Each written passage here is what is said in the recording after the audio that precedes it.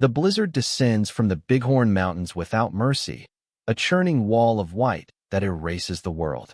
Silas Cole stands on his porch, watching it swallow the tree-line, the familiar shapes of his hard-won solitude dissolving into the gale. He is checking the latch on the barn door for the third time when a flicker of movement catches his eye. A dark shape against the snow, stumbling where no shape should be. It is too small for a bear, too graceless for a deer. It is human. He pulls his collar tighter, a curse freezing on his lips. Company is the last thing he wants, and in a storm like this, it is almost certainly a death sentence for whoever is out there. Yet, the unwritten law of the high country is absolute. You do not leave a soul to the elements. With a heavy sigh that turns to smoke in the frigid air, he grabs the coiled rope by the door and steps into the maelstrom, leaning into a wind that feels solid enough to carve stone. The shape collapses. By the time Silas reaches it, the snow is already beginning to form a burial shroud. He rolls the figure over and stares. It is a woman, her face blue with cold, her lips cracked and pale. But it is her clothing that stops him. The tattered, soaked black remnants of a nun's habit, the wimple torn away, her short-cropped hair matted with ice. She is impossibly young, her eyes fluttering open to reveal a deep, terrified blue before they close again. She weighs next to nothing as he lifts her, a bundle of frozen cloth and brittle bones. And with that simple, human act of lifting her from the snow, his life, the quiet, deliberate fortress he had built around his heart, is irrevocably breached. Danger's close, and a rescue might be at hand. Before we see if justice or peril finds them, share in the comments. What's your favorite story about someone being saved against the odds? And if you're rooting for them, hit like and subscribe. The woman carried no name, no belongings, only the deep chill of the grave and the ragged holy garments she wore. Silas laid her on the cot near the hearth, the one that had remained empty for 6 years, and for a moment, the ghost of another woman's presence filled the small cabin. He pushed the memory down, a familiar and practiced motion, and went to work. He cut away the frozen wool with his hunting knife, his movements brisk and impersonal, his face a mask of grim focus. He wrapped her in dry blankets, chafed her frozen hands and feet, and forced lukewarm, sweetened water between her lips until a flicker of life returned to her eyes. For 2 days, she drifted in a fevered haze, murmuring fragments of prayers and names he didn't recognize. He sat in his chair across the room, cleaning his rifle, mending a harness, the simple, repetitive tasks of bulwark against the silent questions the woman's presence posed. He was a man who had made a covenant with silence. After Martha and the boy were taken by the fever, words had become a currency he could no longer afford. His ranch was his sanctuary and his prison, a place where the only sounds were the wind, the lowing of his few cattle, and the beat of his own solitary heart. On the 3rd morning, the blizzard broke, leaving the world pristine and blindingly white. He looked over to see the woman awake, propped on one elbow, her eyes clear and fixed on him. They were the eyes of a cornered animal, wide with a fear that went deeper than the storm she had survived.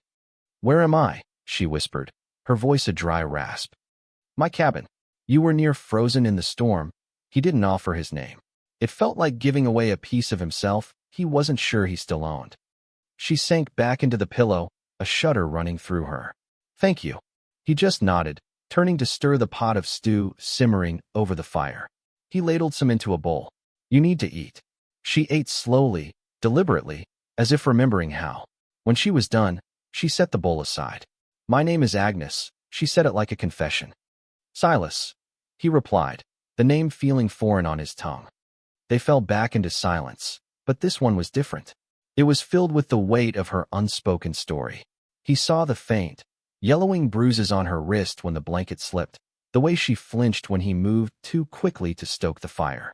This was not just a woman who had lost her way in a storm. This was a woman who was running. Over the next week, a fragile routine took hold. Agnes, still weak but resolute, insisted on helping. She mended his worn shirts with stitches so fine they were nearly invisible.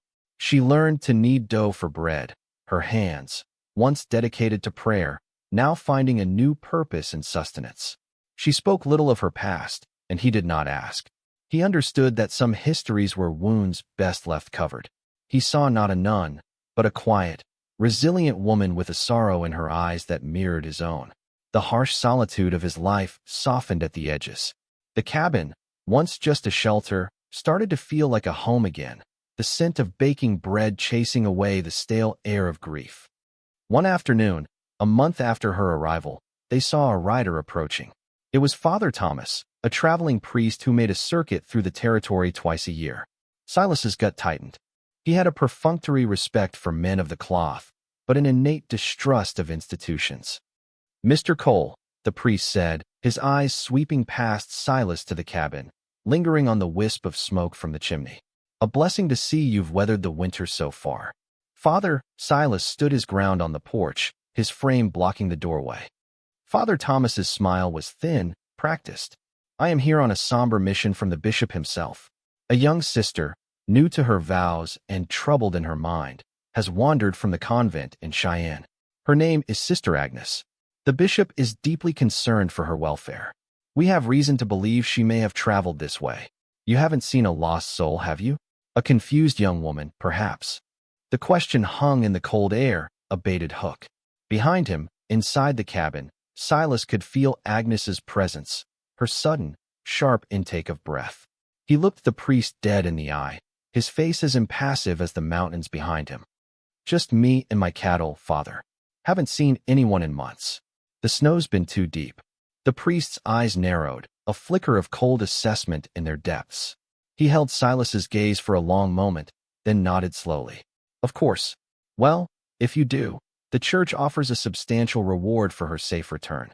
She is a cherished, if fragile, child of God." He turned his horse and rode away, but the threat he left behind was as tangible as the winter cold. When Silas turned and went back inside, Agnes was standing by the window, her hands clenched so tightly her knuckles were white. Her face was as pale as the day he found her. "He knows," she whispered. "Bishop Corrigan sent him." "Who's Bishop Corrigan?" Silas asked, his voice low. The dam of her silence finally broke. Tears streamed down her face as the story poured out of her, not of a simple crisis of faith, but of something far darker. Bishop Corrigan, a man publicly revered for his piety, was a creature of greed and cruelty behind the cathedral walls. Agnes, tasked with keeping his private accounts, had discovered his secret ledger. He was embezzling church funds, donations meant for orphanages and the poor, and funneling them into land speculation schemes. When a young novitiate had threatened to expose him, the girl had conveniently fallen down a flight of stairs. Her death ruled a tragic accident. Agnes had seen the bishop's rage that day, had seen the truth in his cold, triumphant eyes. She knew she was the only one left who understood the full scope of his crimes. She hadn't just run from her vows, she had run for her life. "He won't stop," she choked out, wrapping her arms around herself. "He will paint me as a mad woman, a sinner, and he will drag me back. No one will believe me." Silas looked at her, at this fragile woman who had found the courage to flee a powerful, corrupt man. He saw the truth of her story in the stark terror that radiated from her. His decision was not born of deliberation, but of a pure, unshakable instinct. The world he had built was meant to keep people out, but now, its isolation was the only thing that could keep her safe. "Let him try," Silas said, the words as solid as rock. He walked to the mantelpiece and took down his spare rifle, the one Martha had always hated. He checked the action, his movements calm and sure. "This is your home now. No one is taking you from it." In that moment, their arrangement shifted. He was no longer just a rescuer. He was a protector. And Agnes was no longer just a refugee. She was a charge, a responsibility that awakened a fierce, paternal fire in the cold embers of his heart. The first test of that resolve came 2 weeks later, during his necessary trip to the settlement of dusty, windswept buildings that passed for a town. At the general store, the proprietor, a gossip named Henderson, leaned over the counter. "Heard Father Thomas was up your way, Silas," he said, his voice slick with insinuation. "Mentioned the church is looking for a runaway. You ain't seen anything unusual, have you? Some folks say they saw tracks near your land." Silas met his gaze without flinching. "The only thing unusual is how bold the wolves are getting this winter, Henderson. You should worry more about your chickens." He paid for his supplies and left, the weight of the town's watchful eyes on his back. He knew the priest's poison had been spread. He and Agnes were now officially isolated, a pariah and his ward, living on an island of suspicion. The spring thaw came slowly, turning the world to mud and slush. With it came a different kind of warmth inside the cabin. The initial awkwardness between Silas and Agnes melted away, replaced by a quiet companionship. He taught her how to track, how to read the clouds for weather. She, in turn, showed him which wild plants were medicine and which were food, knowledge she'd learned in the convent's herb garden. She had a gentle way with his livestock, a calming presence that seemed to soothe even the most skittish calf. He found himself watching her as she worked, her brow furrowed in concentration as she stitched a patch on his canvas jacket or hummed a soft, forgotten hymn while tending the small garden she'd insisted on planting. He hadn't realized how deeply the silence of his life had deafened him until her quiet presence began to fill it. He started carving again, something he hadn't done since his son was small. One evening, he left a small, intricately carved wooden bird by her bedside. The next morning, he saw it clutched in her hand as she slept, and a feeling he couldn't name, something warm and dangerously close to hope, stirred within him. Their fragile peace was shattered on a clear May afternoon. Silas was splitting wood when he saw them, two riders on the ridge overlooking his property. They weren't cowboys or prospectors. They were dressed in dark coats, their postures stiff, their attention fixed entirely on his ranch. They watched for nearly an hour before riding off. They were scouts. The message was clear. They had been found. That night, the atmosphere in the cabin was thick with tension. The unspoken threat was now a certainty. "I should go," Agnes said, her voice barely a whisper. She stood by the fire, her back to him. "I've brought this to your door, Silas. It isn't your fight. I made it my fight the day I carried you out of that storm," he said, his voice rough. He came to stand behind her. "You think I'd let you walk back into that?" Back to him. She turned, her eyes swimming with tears of guilt and fear. "But they will come. They will have guns. They will. We'll be ready for them," he said simply. He placed a hand on her shoulder, a rare gesture of physical contact. Her skin was warm beneath the simple cotton of her dress. "I'm not losing anyone else in this house. Not again." The words hung between them, a stark revelation of the grief that drove him. In that moment, she understood the true depth of his protection. It wasn't just about principle, it was about redemption. He was protecting her from the man who hunted her, and in doing so, he was fighting the ghosts that haunted him. From that day on, the ranch became a fortress. He walked the perimeter, mapping out sightlines and defensive positions. He boarded up the back window of the cabin, leaving only a narrow slit for a rifle. He showed Agnes how to load and fire both his rifle and his handgun, his hands guiding hers until the motions became second nature to her. She was a surprisingly quick study, her fear hardening into a grim determination. The woman who had once devoted her life to peace now held the cold weight of a firearm with steady hands. They worked as a team, their movements synchronized by a shared purpose. The deep bond that had been growing between them was now forged in the heat of imminent danger.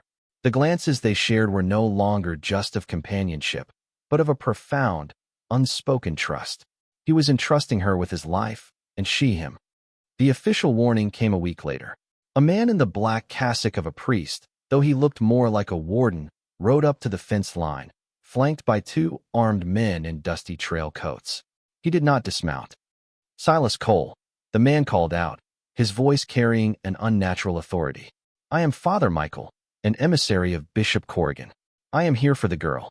Silas emerged onto the porch, his rifle held loosely at his side. "There's no girl here for you." "Do not be foolish," Father Michael said, his tone laced with condescending pity. "Sister Agnes is unwell. She has fallen into sin and delusion. The Church, in its mercy, wishes only to bring her back into its care, to heal her troubled spirit." Before Silas could respond, the cabin door opened and Agnes stepped out to stand beside him. She was pale, but her back was ramrod straight. The fear was still in her eyes, but it was overshadowed by a defiant fire. "I am not unwell, Father," she said, her voice clear and strong, ringing with a conviction that startled the priest. "And I am not delusional. I know what Bishop Corrigan is. I know what he did. Tell him his secrets are not safe with me." Father Michael's mask of pious concern vanished, replaced by a look of pure venom. He stared at her, then at the rifle in Silas's hand, and the determined set of his jaw. "You have made a grave error, Mr. Cole," he hissed. "You harbor a thief and a liar. The property of the church will be reclaimed, by whatever means necessary." He wheeled his horse around, and the three men galloped away, leaving a cloud of dust and a chilling promise in their wake. Silas and Agnes looked at each other. There were no more words to be said.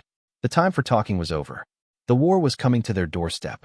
They spent the next 2 days in a state of heightened readiness, taking turns sleeping, never letting the horizon go unwatched.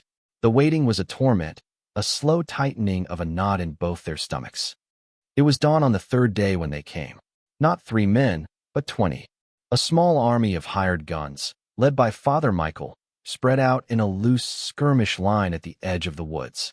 They were a wave of dark coats and glinting rifle barrels, poised to crash down upon the small, isolated ranch.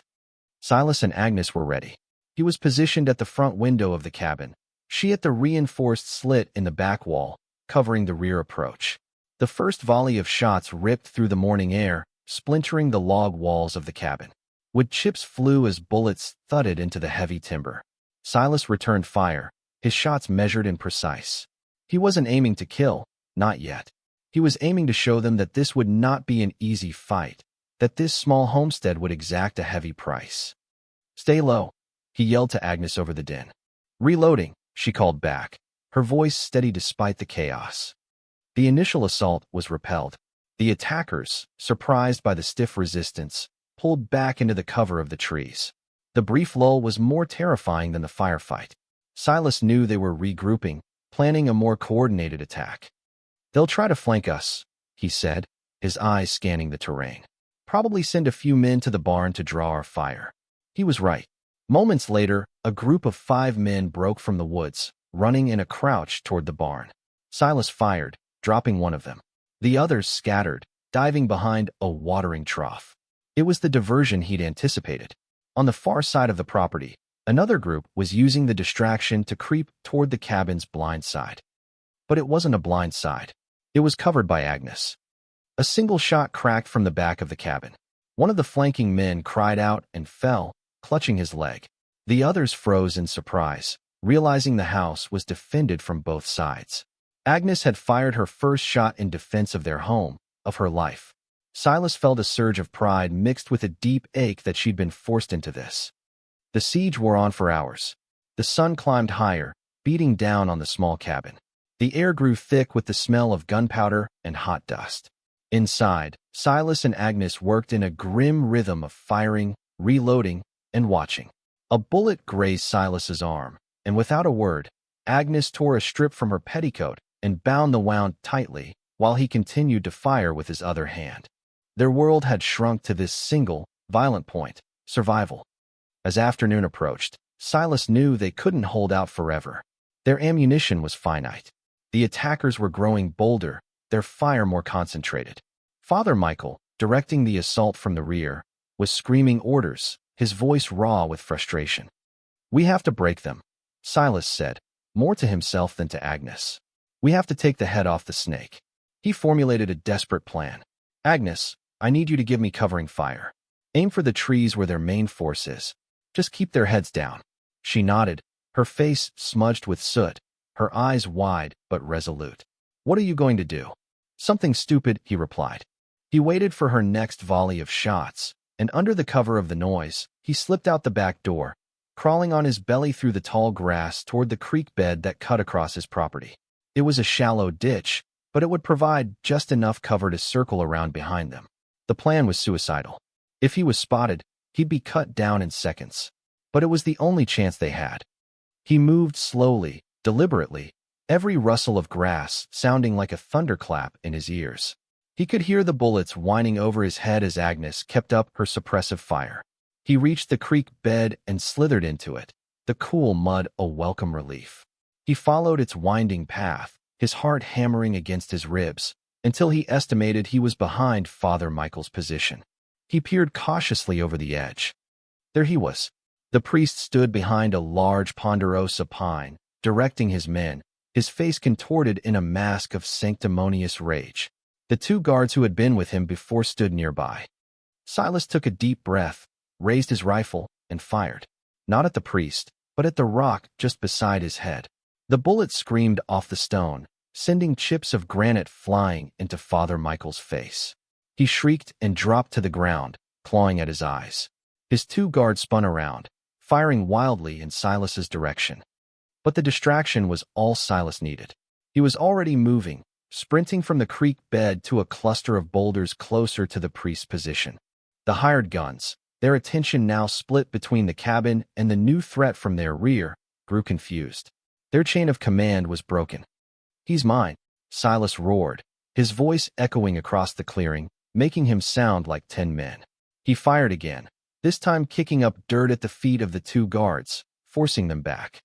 He closed the distance, breaking from cover and charging the stunned priest. He slammed into him, knocking the man to the ground. He wrenched the pistol from Father Michael's belt and pressed the barrel to his throat. "Call them off," Silas snarled, his face inches from the priest's. "Call them off now, or so help me God, I will send you to meet your maker right here in this dirt." The hired guns hesitated, looking from the cabin to their captured leader. They were paid mercenaries, not holy crusaders. Their fight was with the man with the rifle, not the woman in the house, and their employer was now a sniveling, defeated man with a gun to his head. Their will to fight evaporated. One by one, they began to lower their weapons and back away, melting back into the woods they had come from. Their loyalty was to coin, not to a corrupt bishop's vendetta. Within minutes, they were gone. The sudden, profound silence was deafening. Silas hauled the trembling priest to his feet. "You go back to your bishop," Silas said, his voice low and deadly. "You tell him this ranch is off limits. You tell him Agnes is under my protection. And you tell him if I ever see you, or any of your men, near this land again, I will not be so merciful." He shoved the priest away. Father Michael stumbled, gathered the tatters of his dignity, and fled into the woods without a backward glance. The battle was over. Silence settled over the bullet-scarred homestead, a heavy blanket after the storm of violence. Silas stood in the clearing, watching the last of the armed men disappear, his rifle still held at the ready. The adrenaline began to fade, leaving behind a bone-deep exhaustion and the dull throb in his arm. The cabin door creaked open. Agnes emerged, her own rifle clutched in her hands, her face pale beneath a streak of grime. She looked at him, her eyes searching his for injury, for confirmation that it was truly over. He gave a slow, weary nod. She ran to him then, closing the distance between them and wrapping her arms around his waist, burying her face in his chest. It was a desperate, clinging embrace, one born of shared terror and profound relief. He hesitated for only a second before his own arms came up to hold her, one hand resting on the back of her head. He could feel her trembling, and he held her tighter, offering the solid, unwavering strength of his presence. They stood like that for a long time as the sun began to dip behind the mountains, two survivors in the wreckage of their quiet world, their separate solitudes now fused into a single, unbreakable whole. They cleaned up in near silence, patching the holes in the walls, gathering the spent cartridges. Every shared glance, every small gesture, was imbued with a new depth of understanding. The ordeal had stripped away everything but the essential truth of their bond. He was no longer just her protector, and she was no longer just his ward. They were partners, equals who had faced down an army and won. Later that evening, as the last light bled from the sky, they sat at the small wooden table. The air was still, the world outside at peace. The scars on the cabin were a testament to the battle they had fought not just for their lives, but for the life they had quietly, unexpectedly built together. Agnes reached across the table and laid her hand over his. He looked down at her small, calloused hand on his own, then up at her face. The fear was gone from her eyes, replaced by a soft, luminous strength. She had found her voice. She had found her courage. She was no longer running. He turned his hand over and laced his fingers through hers. He did not need to say the words. She did not need to hear them.